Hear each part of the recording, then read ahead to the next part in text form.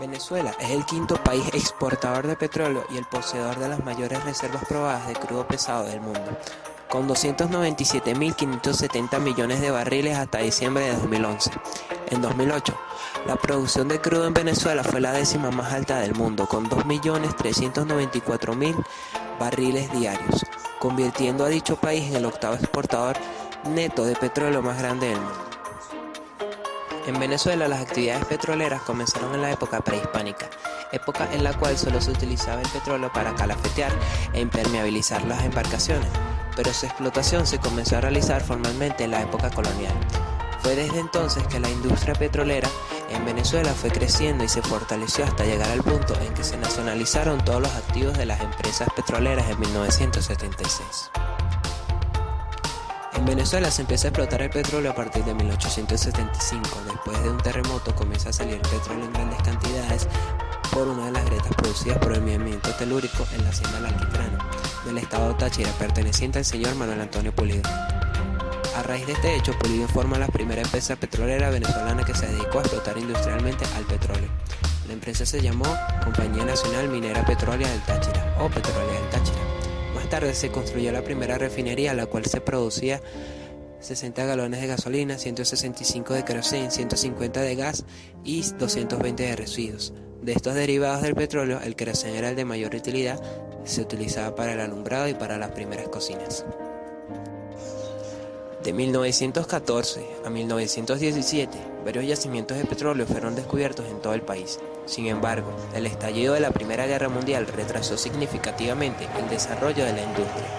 Debido al esfuerzo de guerra, compra y transporte de las herramientas y maquinaria, algunas compañías petroleras se vieron obligadas a renunciar a la perforación hasta después de la guerra. A finales de 1917, las primeras operaciones de refinación se llevaron a cabo en la refinería de San Lorenzo y las primeras exportaciones significativas de petróleo venezolano salieron por la terminal Caribbean Petroleum en San Lorenzo. A finales de 1918, el petróleo apareció por primera vez en las estadísticas de exportación de Venezuela, con una producción anual de 21.000 toneladas métricas. Después de 20 años de instalación del primer taladro perforador de pozos, Venezuela se había convertido en el mayor exportador de petróleo del mundo y el segundo mayor productor de petróleo después de Estados Unidos. La exportación de petróleo se disparó de 1,9% a 91,2% entre 1920 y 1935. La década de 1950 a mediados y finales, los principales productores de petróleo, como Venezuela, Irán, Arabia Saudita, Irak y Kuwait, se reunieron en Bagdad en septiembre de 1960 para formar la Organización de Países Exportadores de Petróleo.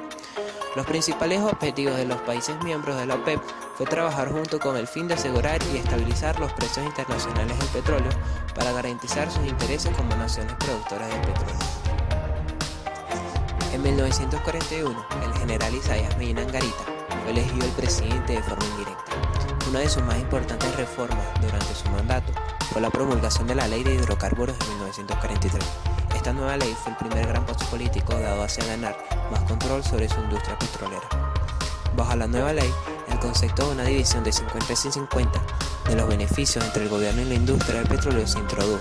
Una vez aprobada, esta ley básicamente se mantuvo sin cambios hasta 1976, año de nacionalización, con solo dos revisiones parciales que se realizan en 1955 y 1967.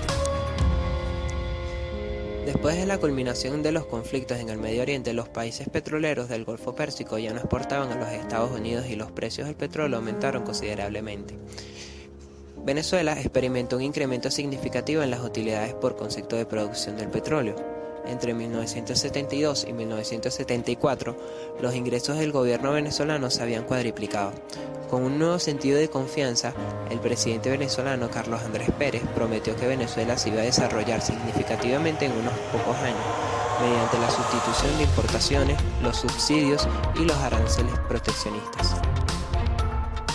En la presidencia de Carlos Andrés Pérez, un plan económico llamado La Gran Venezuela pidió la nacionalización de la industria del petróleo y la diversificación de la economía a través de la sustitución de importaciones. El país oficialmente nacionalizó la industria petrolera el 1 de enero de 1976, bajo la gestión ministerial de Valentín Hernández Acosta, y junto con él vino el nacimiento de Petróleos de Venezuela Sociedad Anónima, PDVSA, que es la empresa estatal venezolana. created using Powtoon.